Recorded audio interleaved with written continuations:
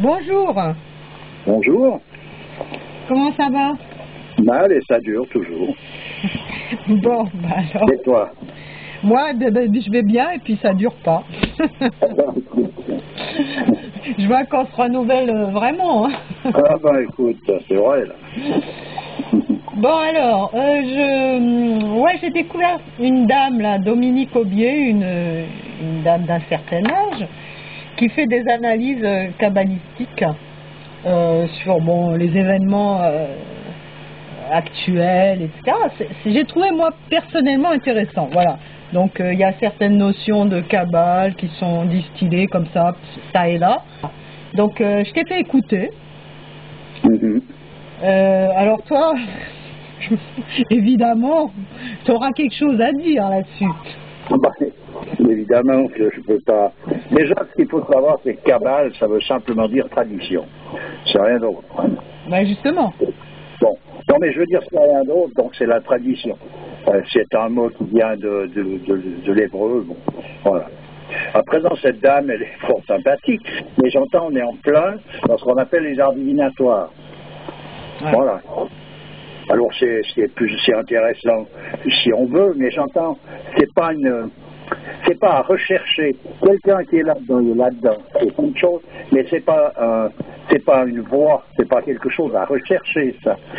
Dans la tradition, y compris dans la Kabbale, c'est bien recommandé d'éviter ces choses-là.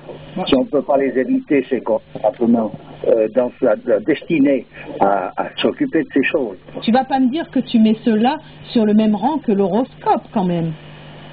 Ben, c'est les mêmes, oui, c'est les mêmes choses. Dans la Kabbale. C'est les mêmes choses. Après, il y a des gens qui sont plus ou moins connaissants, plus ou moins, qui ont des perceptions plus ou moins nettes de différentes choses. Mais je veux dire, on reste cantonné dans un aspect où on ne touche jamais la cause réelle. La Kabbale, c'est une tradition ésotérique du judaïsme. Non, mais la Kabbale, c'est la tradition. Alors, elle se réfère à la Kabbale. Donc, elle se réfère à telle tradition. Bon, c'est une chose. Mais je veux dire, elle prend une référence, là. Mais son interprétation, sa manière d'y aller, elle est tout à fait dans ce qu'on appelle les arts divinatoires. C'est tout. Donc, à présent, je ne suis pas en train de lui jeter la pierre. Je dis simplement, c'est pas une possibilité pour toucher une cause réelle. Attends, 2 secondes. Là, je lis sur Wikipédia que c'est une loi orale et secrète donnée par Yahvé à Moïse sur le mont Sinaï. Tu vois, en même temps que la loi écrite et publique, c'est-à-dire la Torah. C'est pas rien, c'est pas rien quand même. Je ne dis pas que c'est rien, mais entre ça et le fait d'utiliser ça et de se référer à ça pour faire un art divinatoire, c'est une autre posture. Tu veux dire que c'est l'application qui en est faite alors? Au nom de l'islam, au nom du christianisme, au nom de la Kabbale, au nom de tout, ces traditions, tu peux faire tout. Bon, là, en l'occurrence, on est dans les arts divinatoires. Mais attends, on peut utiliser la numérologie, on peut utiliser tout un tas de connaissances. Où est le problème? Mais le problème, il est pas entre une connaissance de la science des nombres qui se retrouve justement dans la Kabbale ou dans l'islam, c'est une chose. Les arts divinatoires, c'est une autre chose. Alors qu'on utilise ces mêmes nombres pour retomber sur ses pieds dans des considérations dans un art divinatoire, c'est une possibilité. Mais ça reste qu'en réalité, on ne touche jamais la cause profonde. D'ailleurs, son discours n'a pas été touché une cause profonde. Elle reste dans la loi de cause à effet, où telle chose amène à telle chose, mais après, l'origine de la chose première qui amène à l'ensemble de ces manifestations, où c'est. Et puis même après dans les interprétations des choses, tu vois, elle parlait de la Libye, et puis qu'il n'y a pas de fumée sans feu à sa manière, il y a jusque-là tout va bien. Mais elle a parlé aussi d'une vache qui broute puis d'un cheval qui gonfle. En l'occurrence, dans la Libye, le cheval qui gonfle, c'est BP Total, c'est des compagnies pétrolifères. Ah, tu vois? Oui, oui. Et alors, donc, qui c'est qui manœuvre à un moment donné les gens de manière à les amener à se révolter, parce qu'elle a raison, c'est dit que les gens se révoltent pour avoir de la liberté, parce qu'ils sont oppressés. Bon, je veux bien, mais en réalité, qui manœuvre de manière à faire que ces gens se révoltent pour obtenir une liberté, et que ce personnage qui manœuvre, lui en réalité, où il veut en venir, c'est que ce peuple, il sera oppressé encore plus qu'il peut l'être, peut-être avec Kadhafi, quand il aura trouvé des nouveaux maîtres, ça va pas être nécessairement mieux, mais en tout cas, le pays, il aura été bouffé par les vautours habituels qui vont s'emparer du territoire. Là, on peut le dire dans le discours, hein. Oui. C'est comme ça. Donc, alors, à partir de là, si on veut voir les lois de cause à effet, alors qui fait qu'à un moment donné, les gens se révoltent pour obtenir leur liberté?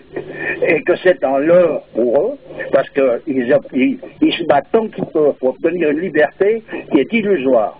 Alors, qui est à l'origine de ce leurre?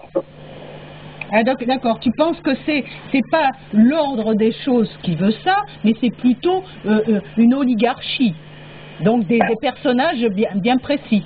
Mais je reste même dans l'ordre des choses.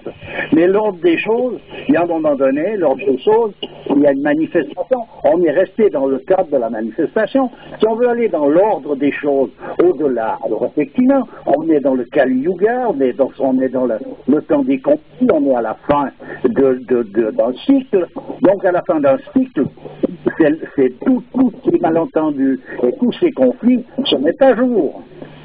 Oui. Voilà. Alors après qu'avec un nombre, on obtient ci, avec ça, on obtient ça. D'accord. Mais je veux dire, à un moment donné, c'est pas ça qui pêche, c'est les interprétations diverses. Parce que ces gens qui veulent leur liberté, donc on justifie en quelque sorte, une fois de plus, cette révolte. Bon. La justifier, qu'on se révolte contre ça, si c'est peut-être possible, moi je ne le connais pas, Pierre. C'est qu'il a été invité, perçu comme un roi par tous les nababs d'Occident, et tout d'un coup c'est devenu la bête noire. Bon. Moi je ne connais pas le bonhomme, je ne l'ai jamais rencontré. Mais toujours est-il. Tu parles de Kadhafi là, hein? Oui, je parle de Kadhafi. Bon. Mais toujours est-il que les personnages qui sont en train de se révolter, eux, ils se révoltent parce qu'ils veulent obtenir une liberté, et en réalité, ceux qui ont manipulé de manière à ce qu'ils se révoltent, on les recevra à l'arrivée avec, en guise de liberté, peut-être un fouet encore plus gros que celui de Kadhafi. D'ailleurs, ils ont commencé, puisqu'ils ont commencé, ils attaquent, ils utilisent des armes qui sont ignobles, telles que le plutonium atomique, comme ils ont fait en Irak. Ça va représenter des millions de morts. Quand il y aura les vents de sable qui viendront du Sahara, ça sera pour nous aussi. Donc, voilà. Alors, ça, je veux dire, à un moment donné, si on reste à regarder ça, puis si on veut chercher qui est à l'origine, on remonte la filière, on y arrive. Alors, d'après ce que je comprends, ce qui est dit par cette dame est tout à fait vrai, mais elle ne va pas s'attaquer vraiment à la source du problème. Voilà. Dans son analyse. Elle n'est pas dans les causes à effet réelles. Des choses, voilà, c'est tout. C'est là où ça colle pas. Moi, j'ai connu des gens comme ça, qui étaient capables de prédire une multitude de choses à tout un chacun, sans se tromper. C'est pas un souci, c'est pas là que ça pêche. Ça pêche dans les explications qui sont autour pour donner les raisons des causes et des effets. Là, ça colle plus. Il y a des personnages qui sont importants. Regarde un homme comme Rudolf Steiner. C'est un bonhomme qui a trouvé des choses qui sont remarquables. Dans la biodynamie, dans les médicaments, la médecine, dans l'éducation, c'est très bien. Mais dès qu'il veut sortir de ça, s'élever en dessus de ça, pour entrer dans ce qu'on appelle, ce qu'on peut appeler quelque chose d'ordre spirituel, vraiment, c'est la fin des haricots. Oui.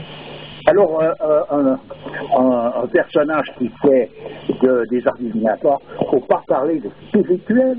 On est dans l'occultisme, sans utiliser ce terme de manière péjorative. Qu'il y ait des possibilités là-dedans, qu'on puisse faire une multitude de choses, je ne dis pas le fait. Et appelons les choses par leur nom. Tu étais en train de dire que c'est une explication profane de la Kabbale? C'est une explication très rudimentaire. Elle utilise la Kabbale, des données de la Kabbale, pour faire ses recherches. Voilà. Alors donc, à partir de là, on ne rentre pas dans un cadre d'ordre spirituel. Tu comprends? Oui. Et on est dans l'occultisme. Voilà, c'est tout. Alors moi j'ai écouté une de ces autres audios là, Islam, Coran, le monde à l'oreille qui lui siffle, je mettrai les liens.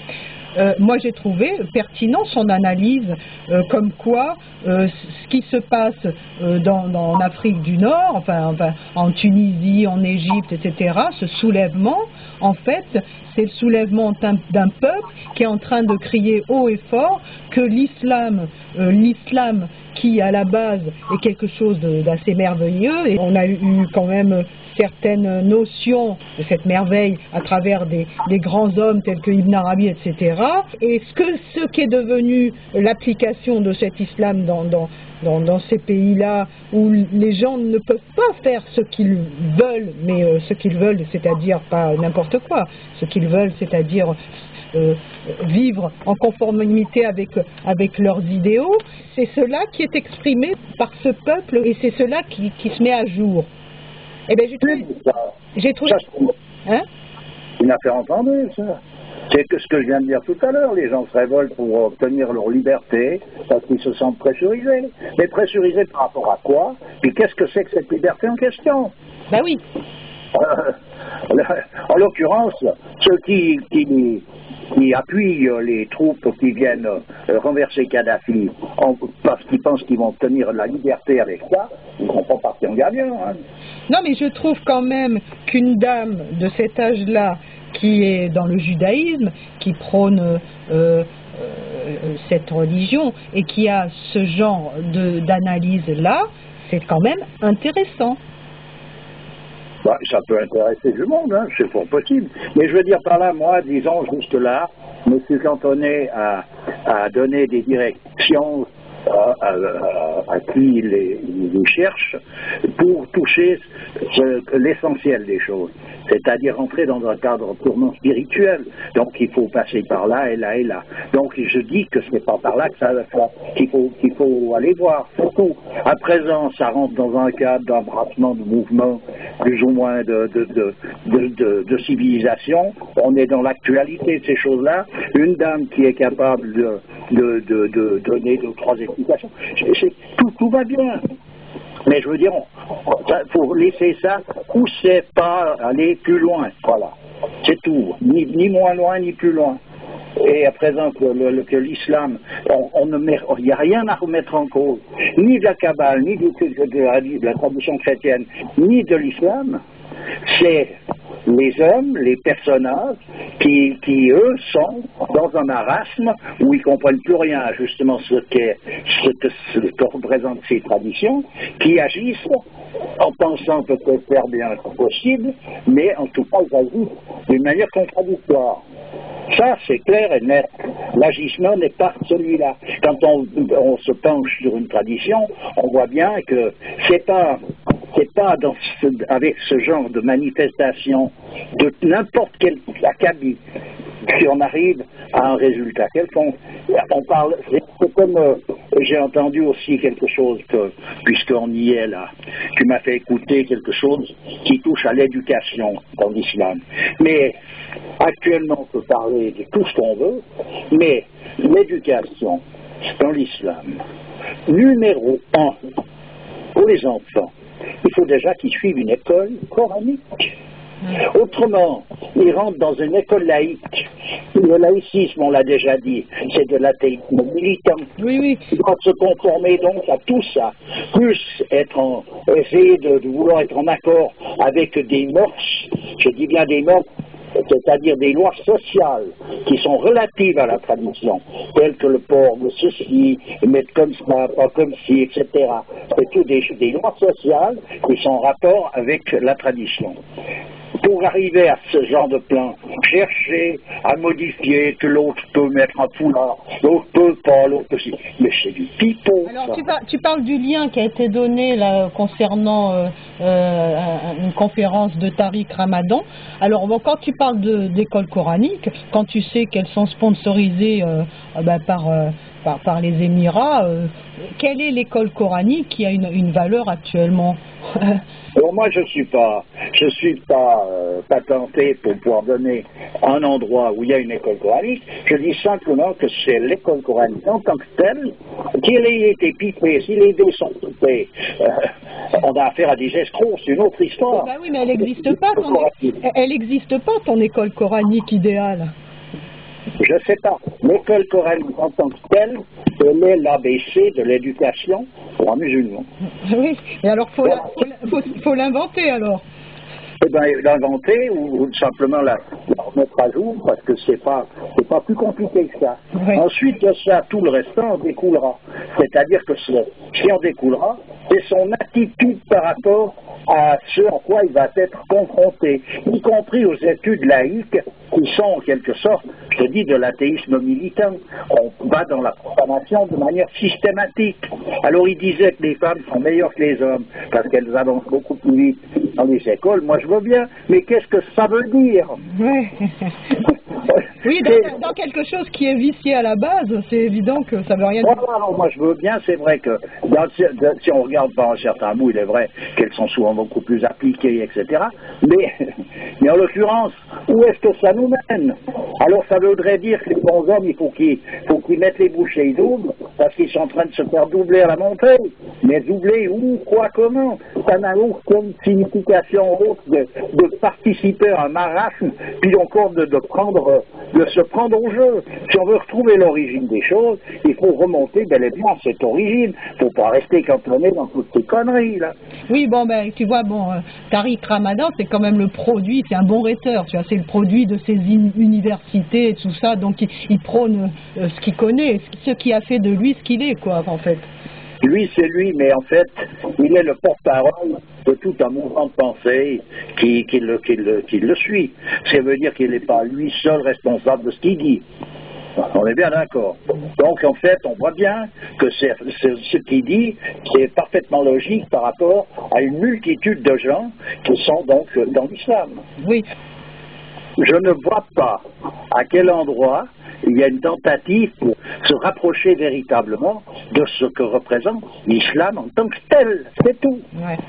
En tout cas, il est super diabolisé en France. Ah bon, moi je trouve pas diabolisé plus que... Moi j'en sais, je ne connais pas non plus.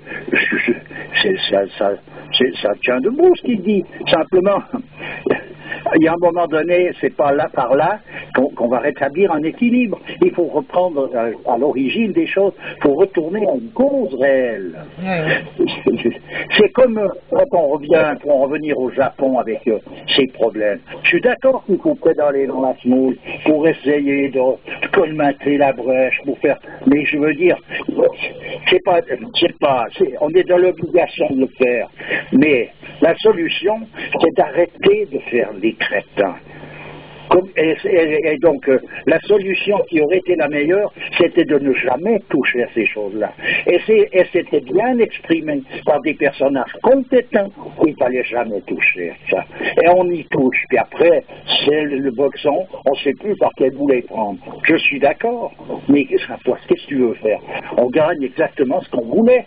À présent, qu'on se bataille là-dedans, des solutions. C'est normal qu'on cherche des solutions. Il faudrait surtout, à un moment donné, arrêter de partir dans cette direction. Ben oui. Je parle de la direction prise par l'ensemble de la société. Oui. En fait, on allume un feu et puis après on crie au feu, au feu. Bon, ben écoute, dommage, moi je croyais avoir rencontré une dame qui m'aurait un petit peu donné des notions de la Kabbale, mais apparemment c'est tout faux là. Mais sympa cette dame, moi j'ai rien, je suis pas en train de la malmener, hein. Il faut mettre les pendules à l'heure pour en prendre des choses pour ce qu'elles ne sont pas. Si tu veux cette tradition, il te faut t'inscrire dans le cadre de la collectivité qui pratique, et il faut pratiquer, c'est comme pour l'islam, si tu veux savoir véritablement, il faut être donc musulman, on est bien d'accord, non? Et ça sera de manière profane si on ne va pas jusqu'au bout des choses. Ok. Bon, ben écoute, je te remercie bien. Mais c'est toujours avec plaisir. Et puis à une prochaine. D'accord. Allez, au revoir. Au revoir.